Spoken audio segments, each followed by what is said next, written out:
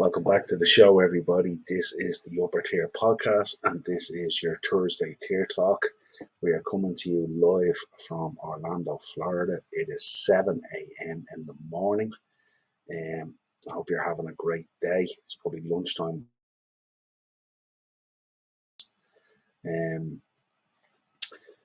Wi-Fi here is a little bit unstable, so bear with me at the moment. But it seems to be okay, just in case. As you know, with Thursday Tier Talk, we're going to bring you the Premier League preview, and we'd also bring you our picks from Beat the Bookie, and we'll have a quick chat about some of the transfers towards the end of the show. So where do we begin? I suppose my partner in crime, the Dazzler, he did a great job last week on the Thursday Tier Talk. He flew solo last week, so I'm flying solo this week. I'm in Orlando. He's in Portugal and Villamora, having a nice family break as well. So let's get this show on the road. If you can, if you're viewing it, and if you're in the comments or whatever it is, if you can, hit up the like. We always appreciate the like being hit up, and the subscribe button and the bell notification button if you want to be notified of when we go live with the shows. We tend to give you plenty of notice anyway, so it's not that big a deal. So let's get into another round of Premier League fixtures from my sim. This is game week 4. So where do we start? We start with Southampton versus Man United. The Saints had a big win over Leicester there. The governor Hazelhoodle getting some points on the board. I'm sure he'll be delighted with that. Man United are coming in obviously on the back of a huge win against Liverpool, and beating Liverpool 2-1. Probably could have been more, but it was the manner of the performance and stuff like that. But as we know, going to Southampton and St Mary's, they'll be buoyed by that win. And it's a real tough place to go to get points at times. So I reckon with this one, probably a draw. Be interesting to see how United come out of that big win over Liverpool. As Eric Ten Hag said the other day, it's not just the Liverpool game, it's about maintaining that performance in all games. And we've seen in the past where United, they can put on a performance and get a result, but then it drops off next one. And they'll always be up for a game against Liverpool and against their rivals and stuff like that. But can they head to St Mary's and sustain that level of performance? We will see. Ted is in the comments. How are we, Ted? Ted, yes, a very early start today. Has to be early today because I am heading off to Islands of Adventure with the kids. It's our second last day. They're going to drag me around the theme park for the day, so we need to get up there bright and early, about 8:30, 9 o'clock to kick off the day. So yeah, nice and early today. So next up, I reckon with that one a draw between Southampton and United. Next up is Brentford versus Everton. Brentford will be steaming over giving up the points against Fulham the other day. Mitrovic with a very late winner and stuff like that. So Thomas Frank won't be happy at all going into this one. I'm sure he'll have the lads up. For Everton, a draw against Forest. Albeit not what they want, but probably a good result for Everton considering Forest have been doing pretty well. This one again, I think probably a draw. You'll see a lot of draws in this week's sort of fixtures, the way they've panned out. Some are a bit of a stretch, and some it's just based on the form of the teams at the moment. Next up, Brighton versus Leeds. Two of the high flyers and surprise packages in the Premier League so far this season. What a start to the season! It's been absolutely crazy when you see some of the results that have come in. But Brighton versus Leeds, Graham Potter has Brighton absolutely humming. We thought they would have struggled, especially with the players that they lost. But now they seem to have, as Graham Potter does, as all good coaches do, you work with what you have and you get the best out of what you have. So hats off to him. A really good win against West Ham away, who we know are struggling. We'll get into them in their fixture. Leeds absolutely slapped up Chelsea 3-0 last week. Probably could have been more. Chelsea were all over the place. But yeah, 2 surprise packages so far in the league, riding high. But again, I think this week they might just cancel each other out and again picking another draw. Up next, Chelsea versus Leicester. 2 managers under a bit of pressure at the moment, I would say. Leicester were beaten at home by Southampton. A really poor result for them, considering again they took the lead but gave it up. This has been a pattern with Leicester, say, over the last season or so, especially the tail end, last 6 months of last season, where they would take the lead in games, but they just cannot hang on to that lead for love or money, and they keep on giving it up.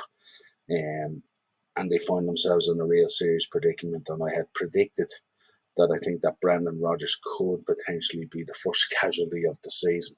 Um, I just don't see with the players that they're losing how it's sustainable. I do expect them to probably lose Fofana as well. And I wouldn't be surprised even if they lost Madison as well over the next week or so in the transfer window, so they'd be in serious trouble. Um, Chelsea again struggling to find a system kind of up front.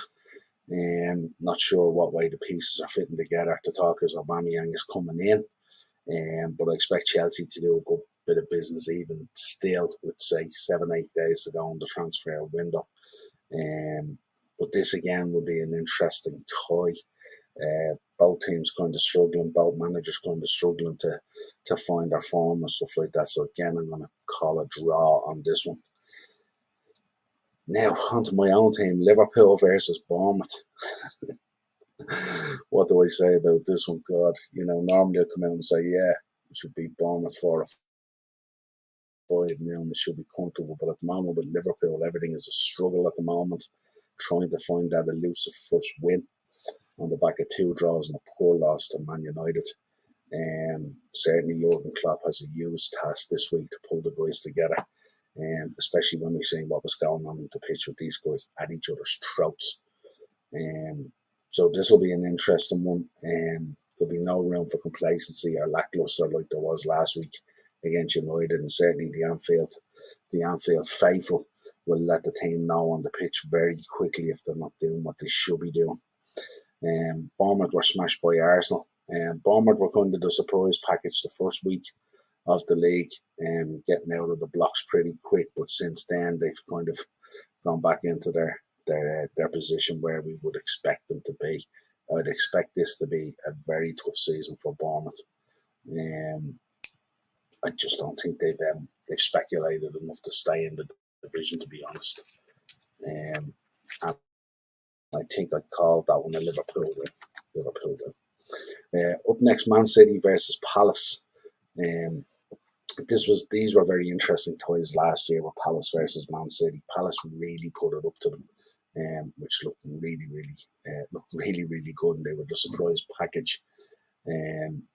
City with a great comeback against Newcastle there the other day, arguably going to be one of the games of the season, and Newcastle can feel unlucky that they didn't win that one because they had multiple chances, especially first half.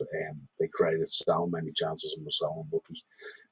But it was a great 3-3 draw, a fabulous game, and a great advertisement for the Premier League. Palace went down and smashed Villa, giving Stevie plenty to think about. He's had a really poor start as well, and he's struggling and stuff like that. We'll get to it in the West Ham fixture. But I would expect Pep to have the boys pumped up at home, and I can only see a City win. Albeit Palace looking really, really well under Vieira. But I think City will be too strong for them at home. Up next, the league leaders, Arsenal at the moment versus Fulham, London derby. Arsenal top with maximum points. Absolute great start from Arteta. Has all the players humming at the moment. Every player to a man nearly on the pitch is playing excellent. Even Martin Odegaard in the first match, who kind of struggled a little bit to get into the game, but certainly since then he's been absolutely excellent in the following 2 games. But if you look at Fulham as well, Fulham with that smash and grab at Brentford, Mitrovic again with the late winner and stuff like that. Fulham doing really, really well. I thought they would have been one of the teams I thought would struggle. But it looks like under Marco Silva there, they've found a formula that works for them. And they're doing really, really well. But I would expect this to be an Arsenal win at the Emirates. I'd expect them to have too much for Fulham. I don't expect Arsenal's league season to come unstuck against Fulham at the Emirates. And I will predict an Arsenal win, and probably a goal or two from Jesus. Fingers crossed. Up next, Villa versus West Ham. If there was ever two contrasting managers as well, both really struggling. Villa with one win in three. Stevie's under a lot of pressure at the moment, and it's not necessarily the losses; it's the manner of the losses. They seem to be getting beaten really well, and it seems to be bewildering to him what's going on at the back of Villa that he's trying to figure out. For the Hammers are rooted to the bottom of the table with no points from three games. Moyes under serious pressure. Again, you look at the Hammers and you look at the squad and the players that they have there, you would expect a lot better, especially after flying high last season. Very much in the top, flying high in the top six and stuff like that, top seven. And also with a very good campaign in Europe as well last season. But this season it's come unstuck. And there seems to be a struggle there, especially up front in terms of trying to find goals. So I'm going to predict a draw on this one.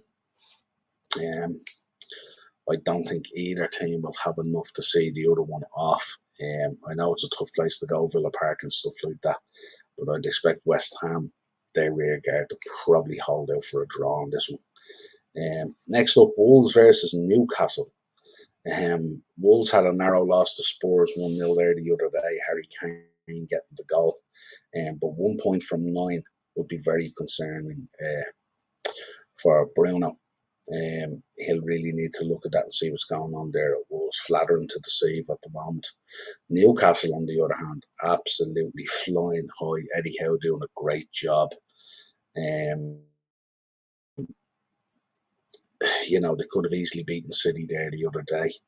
They're up to sixth in the league at the moment, 4 points off the top, finding goals all over the pitch at the moment, but playing really aggressive forward play. And also they have the boy Isaac, who's doing a medical at the moment, so they're probably about to push the button on a big money signing, which we thought would happen really, that they would bring in a number of players there at a certain level of value. And then eventually they would start pushing the button to raise that bar and stuff like that. So it looks like Isaac might be going in there looking like 59 million. Apparently there's a medical booked and stuff like that. So could be all done by the time this fixture rolls around. And I think he would be a very good signing for them in terms of lifting the profile and stuff like that. Very shrewd way they've gone about their business. And I think Darren predicted it on a number of shows, especially last season with the takeovers of that. He said that they would gradually build momentum over time, and we've seen it with the Botman signing, and now we're seeing it again if this Alexander Isaac comes in, and we can see that they're gradually lifting the bar and stuff like that. But they're absolutely playing brilliant. Even Almiron is off, he's doing great at the moment and stuff like that. So Eddie Howe has them really playing really well. So I'm gonna go for. I'm thinking a Newcastle win. But when you go and you see the bets later on, you'll say I predicted a draw. And I know Wolves is a tough place to go. So Bruno will have them well marshalled and stuff like that. On the face of it, it's a very balanced kind of tie. Both with equal kind of quality of player there. So maybe a draw, maybe leaning more towards a draw or a Newcastle win. Yeah, and then we round out the weekend then with Forest versus Spurs. Big spenders, Forest. Like, they're absolutely blown the bank account open. I think it's 17 players they've brought in now. So obviously for Stevie Cooper there's a bit of a job to do, trying to bed those players in and figure out where they all fit in the system and stuff like that. I don't think I've ever experienced a team that's been promoted to absolutely push the money out there and bring in such a volume of players and stuff like that to lay down a marker to try and stay in the division. And the concern for me is when you're bringing in that amount of players, and I think Darren expressed it as well, it could be a lot of players to try and bed in and figure out and stuff like that. But a draw against Everton, left them 10th in the league on 4 points. So not a bad start for Forest. Doing pretty good. Spurs, on the other hand, with a narrow win against Wolves, we just spoke about it there. They've 7 points so far, fourth in the table, joint second in the table, fourth in the table. Conte has them kind of humming at the moment, but he also has them doing well at the back where they're not giving up an awful lot of goals as well. But again, Forest being a tough place to go with that crowd and stuff like that, and it's your Super Sunday game, so they'll be well up for it, probably live on Sky Sports and stuff like that. I think Forest might be able to upset Conte here and grind out a draw.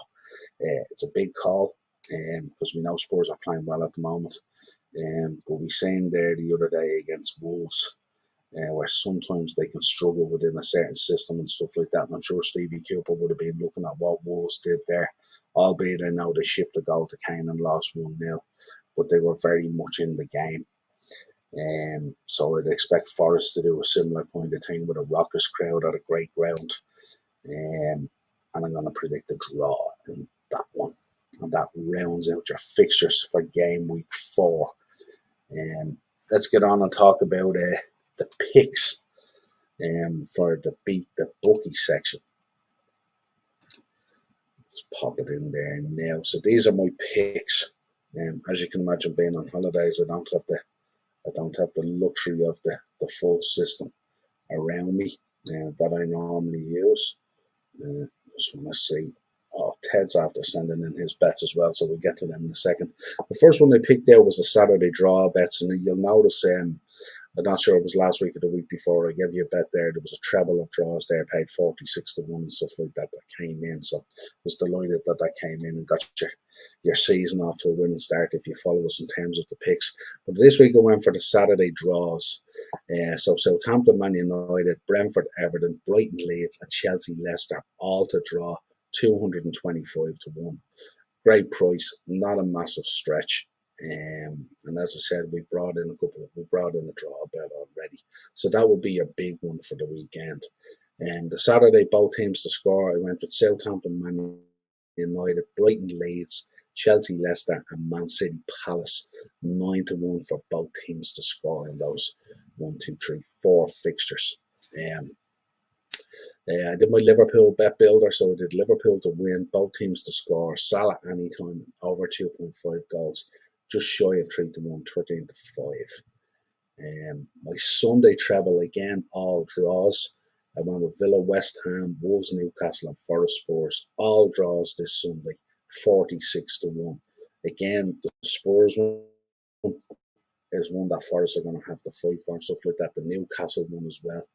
Villa and West Ham smells of a draw and stuff like that, but the other two are the ones that really bring up the bet. So 46 to 1 there for your Sunday treble, all draws. Sunday, anytime goal scorer, Ings, Sam Maximin, and Son, 15 to 1 if you jump on those 3 anytime goal scorers. I did a Saturday anytime goal scorer as well. Salah, Sterling, Sancho, and Jesus, 22 to 1.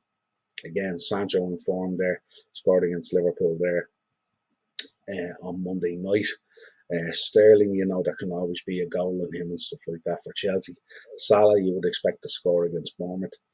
Jesus is on fire at the moment. If he's not scoring, he's assisting, really raising the level there at Arsenal. But you might expect him to bag a goal or 2 against Fulham. And then did a little Arsenal bet builder as well. Arsenal to win, both teams to score, Jesus anytime, but over 3.5 goals at the moment. We know that Arsenal are scoring a few goals, and there's probably a goal from a set piece, maybe from Mitrovic or something like that. Just a little shade over 3 to 1, 10 to 3. They're my picks for the weekend. Ted just sent in his ones, so Ted from Retrotainment and Retrotainment Recast, go over and check out his channel there. So his bet builder for the United game, Christian Eriksen to have over 0.5 shots on target in the match, both teams to receive a card in the match. Match result will be Man United. Jadon Sancho to score anytime, good choice. Ted, same as myself. And over 2 cards in the match for both teams combined. And a fiver on that returns a nice little €70 return.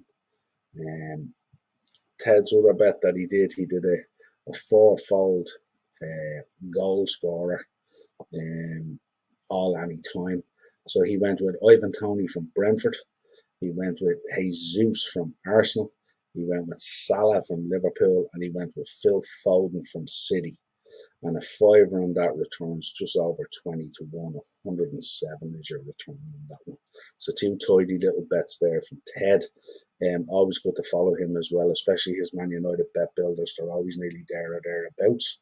But that's Ted's two bets in for this weekend's fixtures for game week 4.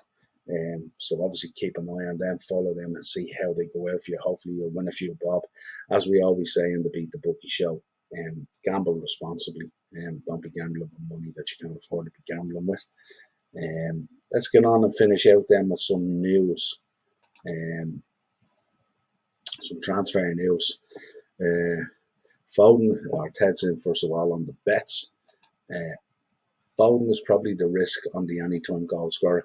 I'm not sure, Ted. I think he's due one at this stage, isn't he? He's been kind of he hasn't been the one that's been firing at City recently and stuff like that. So he's probably one that's probably due one at the moment. You know, most people would be lumping on Haaland, I'd imagine, but Haaland probably wouldn't give you the odds that you want. So let's finish out a little bit of transfer news. Anthony has handed in a transfer request apparently to force through that mega money Man United transfer. I think reading this morning, the latest I heard on it is somewhere in the region of 95 million. This is a boy who 8 weeks ago was available at something like 50 million and stuff like that. But the transfer window, the way it's gone, has just ratcheted things up absolutely crazy. But it looks like Man United are going to be trying to push through this deal and stuff like that and get in a few more players over the next week. Marseille have announced the signing of Man United's Eric Boy on a season-long loan.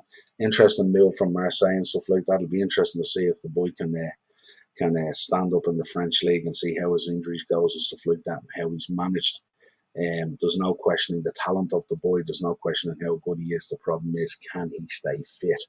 And maybe a change of scenery and a move to the French league might be the way to go to for him on a season-long loan. It'll be interesting to see how it goes. If they can keep him fit, it'd certainly be a good acquisition for Marseille for the coming season. Southampton hold talks with Arsenal to sign Ainsley Maitland-Niles on loan. They've moved ahead of a couple of teams that were inquiring about him. I think these are the kind of moves that the governor needs to make down at Southampton, or he's going to find himself in a real struggle this season. But certainly for Ralph, he needs to get in a couple of players. And Ainsley Maitland-Niles is one of those players. He's a perfect fit for the governor as well because he's quite a versatile player and stuff like that. And that's what Ralph is going to need this coming season. He's going to need players that can play in multiple positions and stuff like that, especially with quite a light sort of squad and not much depth on the bench. So it could be a good one. Next news article coming in is an interesting one. Is Pep Guardiola opens up the door for Bernardo Silva to join Barcelona. This was an interview that was given where Pep said that if Bernardo Silva wanted to join Barcelona, he wouldn't stand in his way. Such an interesting dynamic at Man City, isn't it? Where they can just take world-class players like that and just let them go, and then they just replace them and stuff like that. We know they've brought in Calvin Phillips. It was a fantastic acquisition for them and stuff like that. But Bernardo Silva is such an awesome player for them and so pivotal as well with the energy he brings in midfield and stuff like that. Super player and stuff like that. But interesting take on it there that Pep wouldn't stand in his way. Which leads me to two things. Either Pep has a replacement for him or he has someone lined up, or maybe they've already made the decision and stuff like that. But it's amazing to see City the way they just churn players out. Like, you think they're going to lose potentially Bernardo Silva, Zinchenko, Jesus, Raheem Sterling. 4 players there, generally speaking, that would walk into most of the top 6 clubs. But no problem to Man City. Just, no sentiment like my own club. Just, regurgitate, recycle, go again, keep the squad motivated and on its toes to continue winning. So unbelievable to see the job he's doing there at Man City at the moment. And the last bit of news comes from Chelsea. Obviously, we know they're on the verge, I think, of signing Aubameyang. I think that deal will be done. And I think he'll come in and he'll get goals for them. And he might be the missing key there in trying to figure out what they want to do up front. Because at the moment, there's certain players being put into certain positions. That's not really their positions, and it's not really working out at the moment. Chelsea's forgotten man, Callum Hudson-Odoi, set for a move to Bayer Leverkusen. This is a lad who has you know, load bags of talent. We know on his day how good he can be, but just isn't getting the game time at Chelsea for one reason or another. Thomas Tuchel obviously just doesn't fancy the boy, so they're going to send him off out to Bayer Leverkusen and see how he gets on out there. But certainly he needs game time because the clock is ticking on this kid, and he needs to start playing football basically. And he doesn't seem to find a route into the Chelsea first team. So that rounds out. So it'll take momentum over the next week. I head out of Orlando tomorrow, so I may or may not get around to a Liverpool Bournemouth preview on the Shankly sessions. Hopefully I will. I'll be back in Ireland on Saturday, so hopefully I'll get to do a match reaction and stuff like that on Saturday afternoon after the game. And we will be back on Monday with the Monday mashup, back on normal hours. I'm not sure if Darren will be on there or not. I'm not sure if he's going to be back from his trip at that stage. But if not, we'll do a solo one anyway. And then Thursday, the band will be back together with next week's Thursday Tier Talk. But until next time, folks, if you've enjoyed the show, make sure to drop a like on the way out and stuff like that. The shows are rarely because, as I said, I'm here in location in Orlando. So it's a totally different time frame. And we will talk to you again real soon. Cheers.